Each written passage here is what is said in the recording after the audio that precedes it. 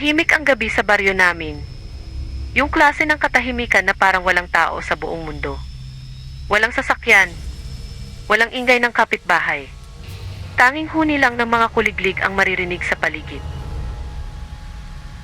Ako si Marco. Lumipat ako sa lumang bahay ng lolo ko sa probinsya pagkatapos niyang pumanaw. Matagal nang walang nakatira doon kaya medyo sira-sira na ang bahay. Pero wala akong choice. Mas mura kasing tumira doon kaysa mag-rent sa bayan. Noong una, maayos naman ang lahat. Tahimik ang lugar. Presko ang hangin. At higit sa lahat walang masyadong tao. Pero isang gabi may nangyari na hindi ko makakalimutan. Bandang 3 AM ako nagising. Hindi ko alam kung bakit. Siguro dahil biglang lumakas ang hangin sa labas. Habang nakahiga ako sa kama bigla akong nakarinig ng tunog. May kumakatok sa pintuan.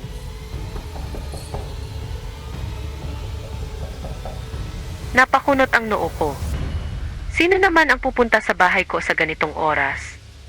Tumingin ako sa orasan. 3 AM.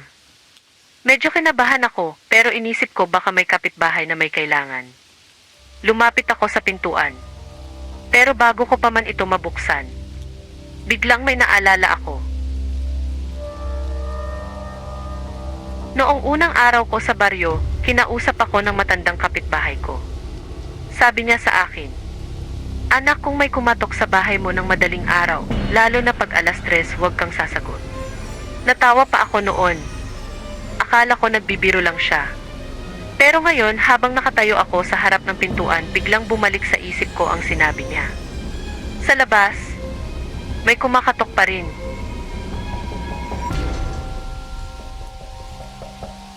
Mas mabagal na ngayon. Mas mabigat. Parang may galit. Biglang may nagsalita mula sa labas.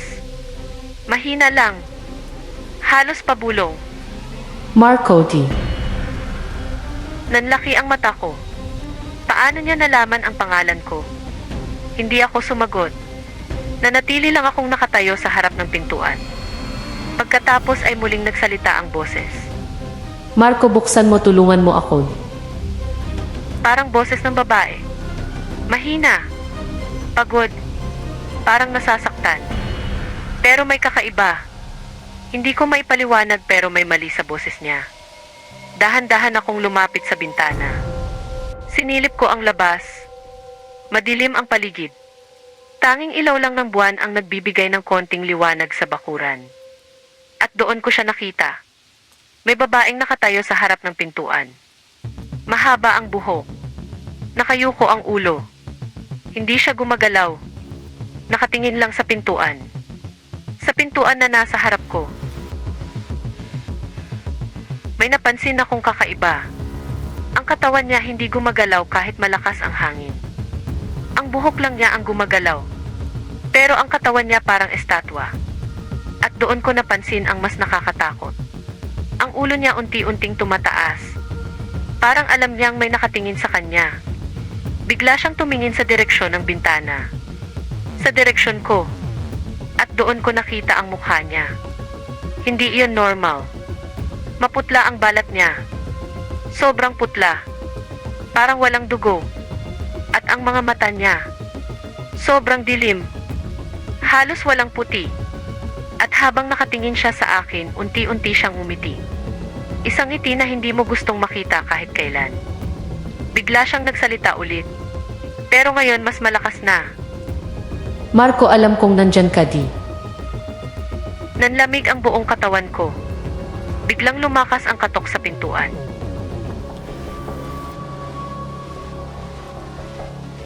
Parang galit na galit. Parang gusto niyang sirain ang pintuan. Buksan mo ako. Sigaw ng babae.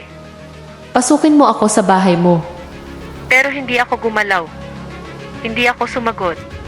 Naalala ko ang sinabi ng matandang kapitbahay. Huwag kang sasagot. Pagkatapos ng ilang segundo, tumigil ang katok. Tumigil ang lahat. Walang hangin. Walang kuliglig.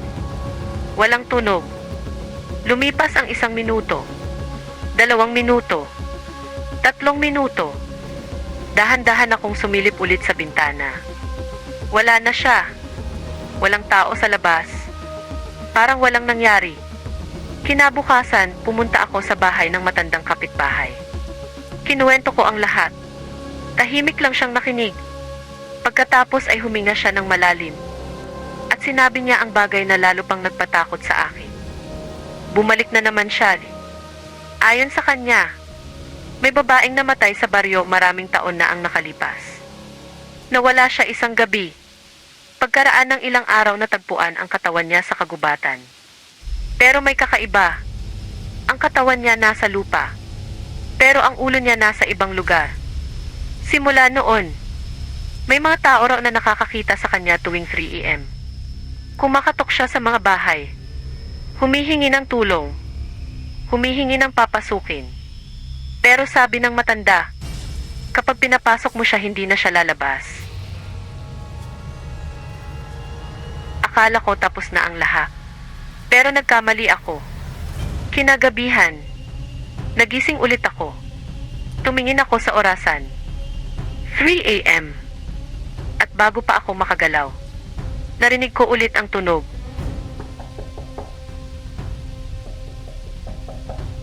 Sa pintuan. At mas malakas ngayon ang boses niya. Marco, bakit mo ako iniwan kagabi? Nanlamig ang dugo ko.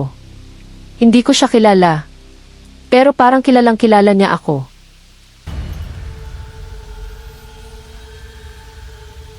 Hindi ako gumalaw. Nakatayo lang ako sa gitna ng kwarto habang naririnig ang katok sa pintuan.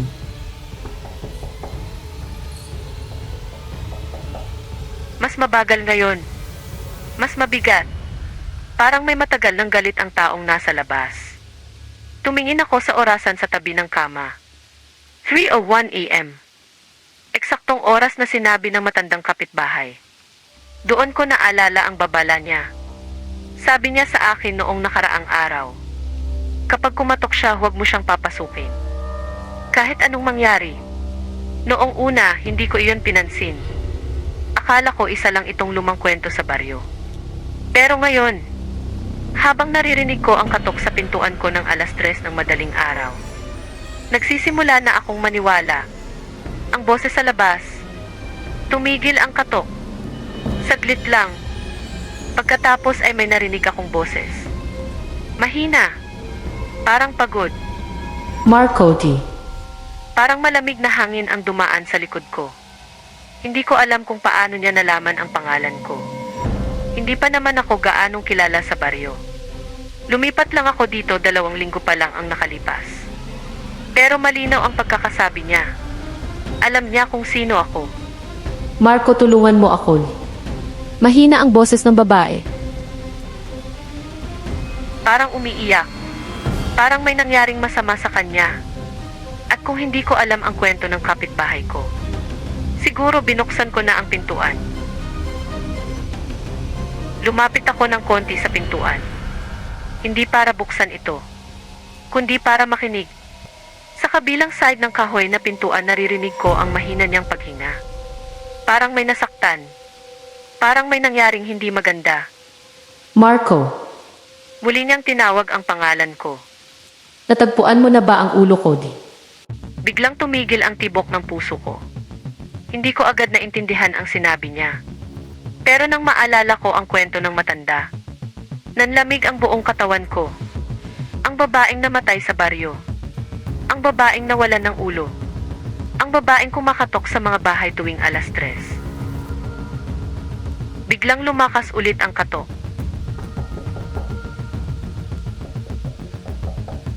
Mas malakas. Mas galit. Parang gusto niyang sirain ang pintuan. Marco, Sigaw niya. alam kong nandyan ka. Napaatras ako mula sa pintuan. Hindi ko alam kung paano niya nalaman na gising ako. Hindi ako nagsasalita. Hindi ako gumagalaw. Pero parang alam niya kung nasaan ako. Dahan-dahan akong lumapit sa bintana. Hindi ko alam kung bakit. Siguro gusto ko lang makasigurado kung siya nga ang nasa labas. Sumilip ako sa maliit na puwang ng kurtina. Madilim ang bakuran. Tanging ilaw ng buwan lang ang nagbibigay ng konting liwanag sa paligid. At doon ko siya nakita ulit.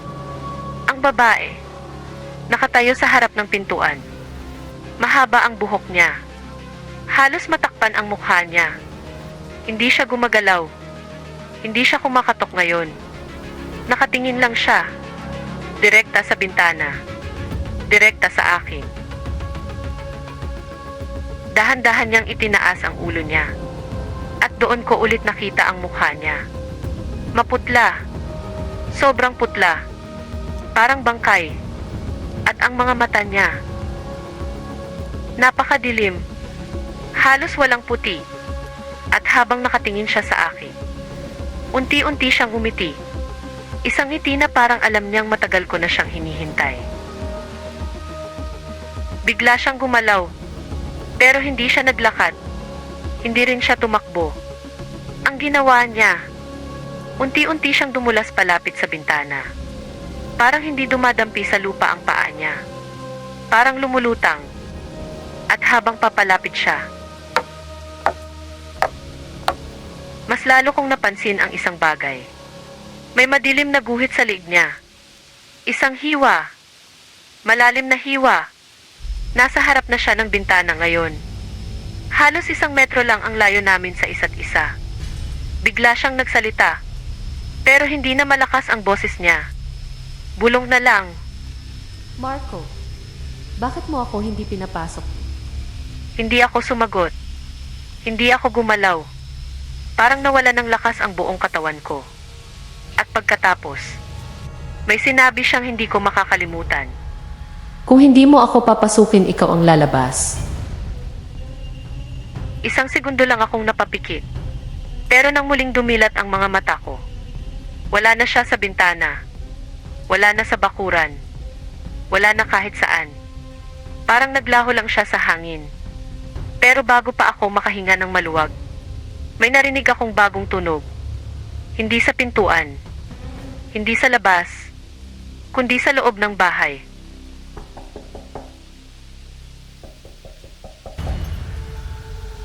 Nanggagaling sa likod ko. Mabagal akong lumingon. At doon ko nakita ang pintuan ng kwarto ko. May kumakatok mula sa kabilang side. Sa loob ng bahay. At isang pamilyar na boses ang nagsalita. Mahina. Malapit. Marco, buksan mo na. Nakatayo lang ako sa gitna ng kwarto. Hindi ako makagalaw. Hindi ako makapagsalita. Ang naririnig ko lang ay ang katok sa pintuan ng kwarto ko. Mabagal. Mahina. Pero malinaw. At ang pinaka nakakatakot, nanggagaling ito sa loob ng bahay. Hindi na sa labas. Hindi na sa main door. Nasa loob na siya. Pagkatapos ng 3 katok, nagsalita ulit ang boses. Mahina. Halos bulong. Marco, Napapikit ako sandali. Umaasa akong panaginip lang ito. Pero nang muling tumunog ang katok, nawala ang pag-asa ko. Marco, buksan mo na. Parang may halong lungkot ang boses niya. Parang may gusto siyang ipaliwanag.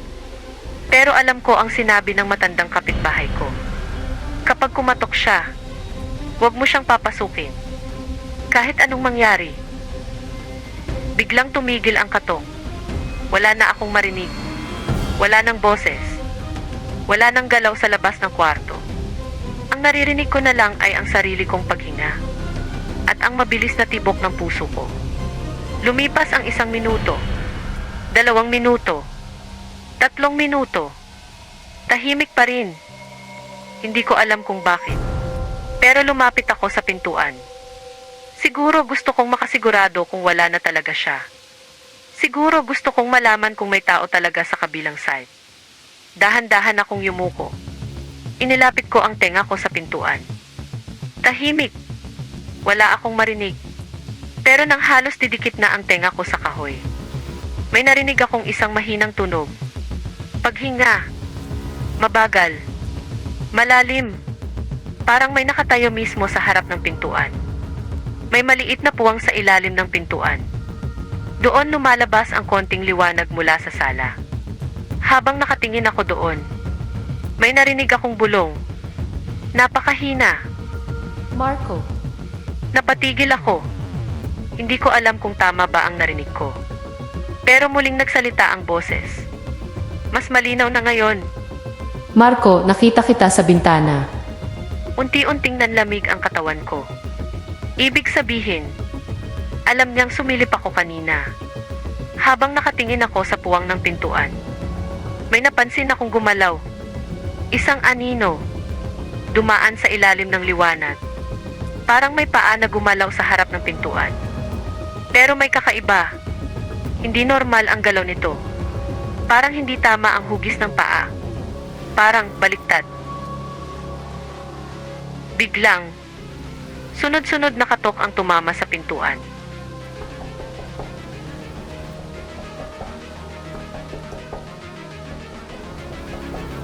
Napaatras ako sa gulat. Mas malakas na ngayon. Mas agresibo. Marco, Sigaw ng babae. bakit hindi mo ako pinapapasok? Umalingaw-ngaw ang boses niya sa buong bahay. Pakiramdam ko pati ang dingding ay nanginginig. Pagkatapos ng sigaw, biglang tumahimik ulit. At pagkatapos ng ilang segundo, narinig ko ang pagtawa niya. Mahina, pero nakakatakot. Isang malamig na tawa na parang hindi galing sa normal na tao. Unti-unting lumakas.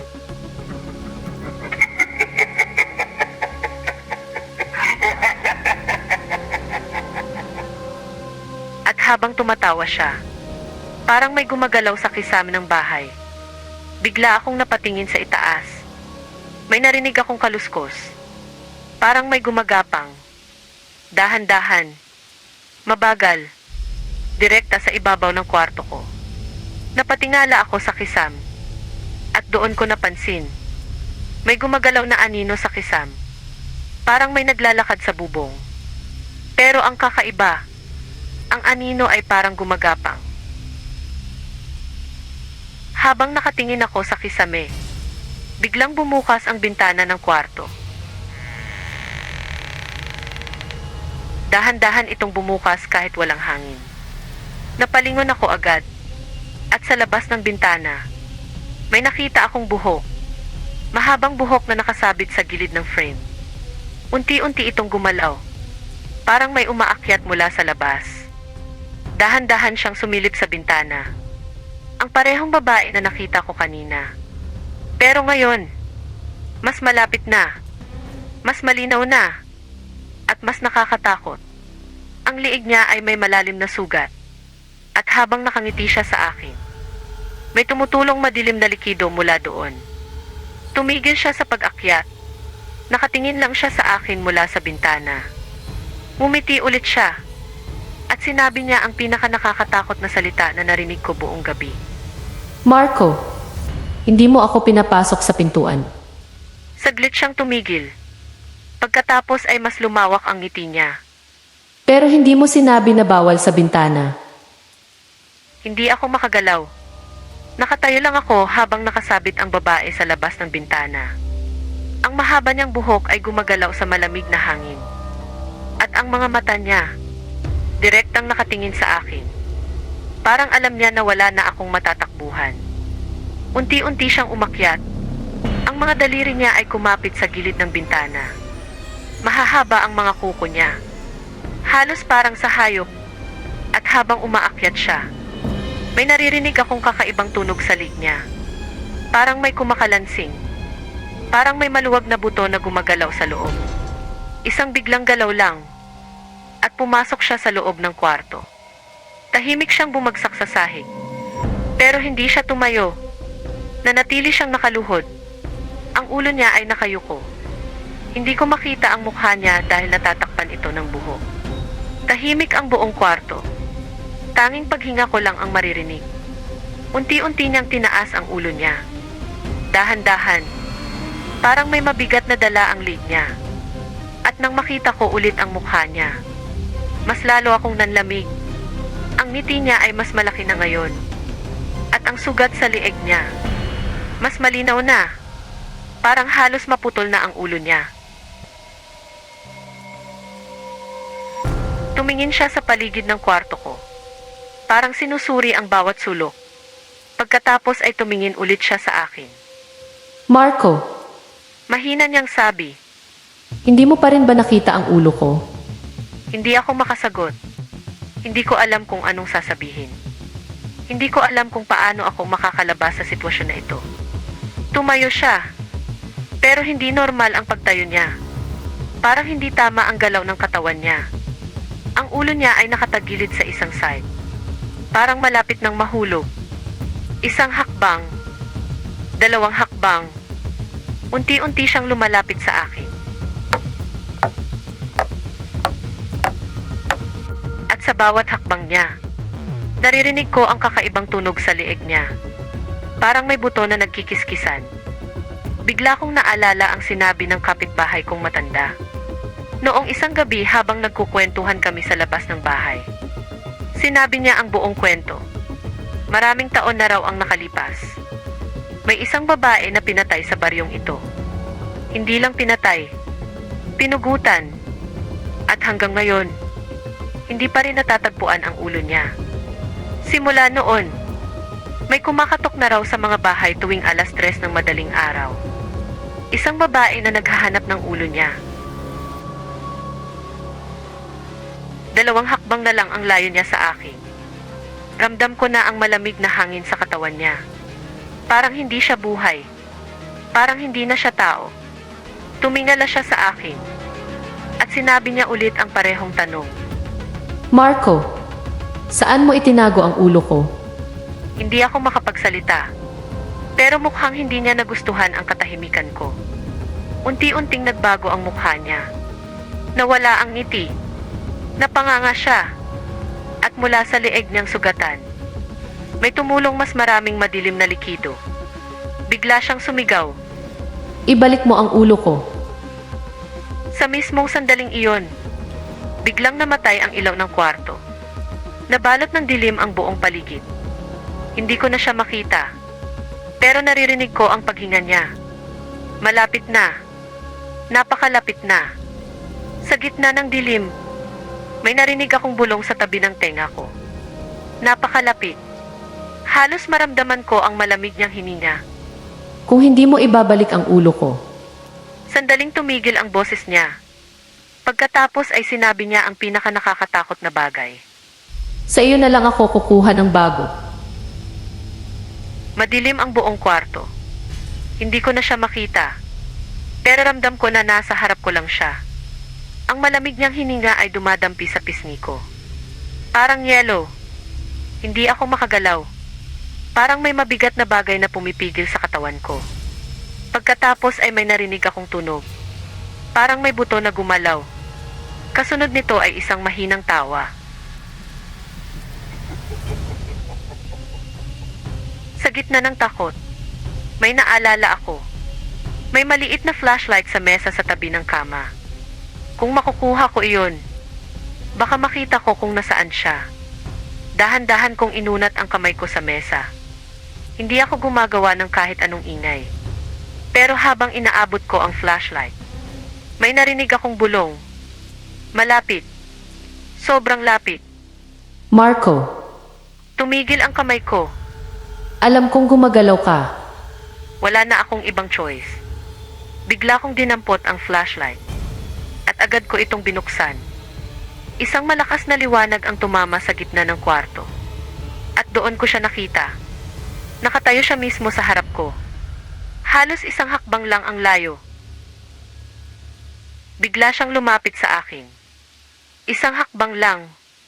Pero parang napakalapit agad niya. Itinaas niya ang kamay niya. Mahaba ang mga kuko niya. At dahan-dahan niyang hinawakan ang baba ko. Napakalamig ng kamay niya. Parang yelo. Sa sandaling iyon, napatingin ako sa orasan sa dingding. 3:33 AM. Hindi ko alam kung bakit. Pero parang biglang nagbago ang ekspresyon ng babae. Napatingin din siya sa orasan. At bigla siyang napatigil. Unti-unti siyang umatras mula sa akin. Parang may naalala siya. Parang may kinakatakutan. Tumingin siya sa pintuan ng kwarto. Pagkatapos ay bumalik ang tingin niya sa akin. Hindi pa tapos. Mahina niyang sabi. Babalik ako bukas ng 3 a.m. Lumapit siya ulit sa bintana. Isang mabilis na galaw lang. At tumalon siya palabas. Pagtingin ko sa labas, wala na siya. Parang naglaho lang sa dilim. Tahimik ulit ang buong bahay. Wala nang katok. Wala nang boses. Wala nang anino. Pero habang nakatayo ako sa gitna ng kwarto, may napansin akong kakaiba. May bagay sa sahig. Isang maliit na bagay. Dahan-dahan akong lumapit. At nang makita ko kung ano iyon, halos tumigil ang puso ko. Isang lumang litrato. At sa litrato, may dalawang tao. Isang babae at isang lalaki. At ang lalaking iyon, ako.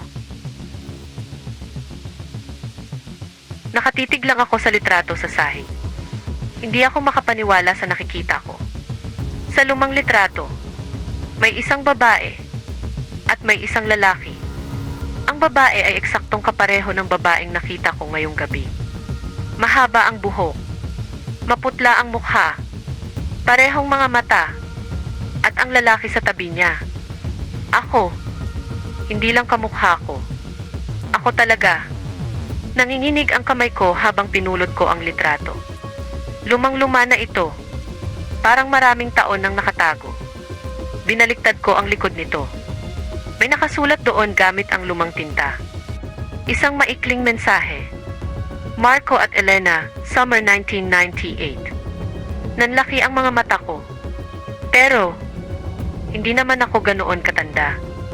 Hindi ako nabuhay noong panahong iyon. Bigla akong napahawak sa ulo ko.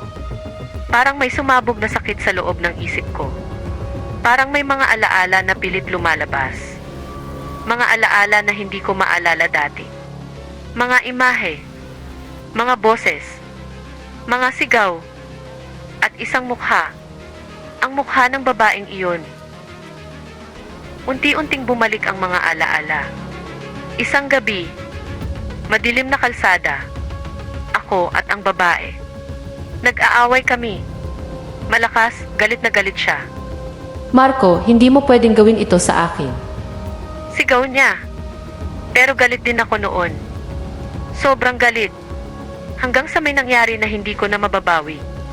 Sa gitna ng away namin, may nahawakan akong mabigat na bagay. Hindi ko na maalala kung ano iyon. Pero alam ko kung anong nangyari pagkatapos. Isang malakas na hampas. Isang sigaw. At pagkatapos, katahimikan. Bumagsak siya sa lupa. Hindi na gumalaw. Natakot ako noon. Hindi ko alam kung anong gagawin. Kaya gumawa ako ng bagay na hindi dapat gawin ng kahit sino. May lumang lagari sa likod ng bahay. At sa gitna ng takot at panik, ginawa ko ang pinakakasuklam-suklam na bagay. Pinutol ko ang ulo niya. Tinago ko ang katawan niya sa kagubatan sa likod ng baryo. Pero ang ulo niya, hindi ko maalala kung saan ko itinago. Parang may parte ng utak ko na pilit itong binubura. Para makalimutan ko ang ginawa ko. Habang bumabalik ang lahat ng alaala, bigla kong narinig ulit ang tunog.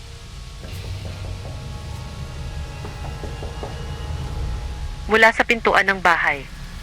Nanlamig ang buong katawan ko. Tumingin ako sa orasan. 3 a.m. Eksaktong oras. Unti-unti akong lumapit sa pintuan. Hindi ko alam kung bakit. Pero ngayon, alam ko na kung bakit siya bumabalik. Alam ko na kung bakit ako ang tinatawag niya. Dahil ako ang may kasalanan. Mas malakas ang katok ngayon.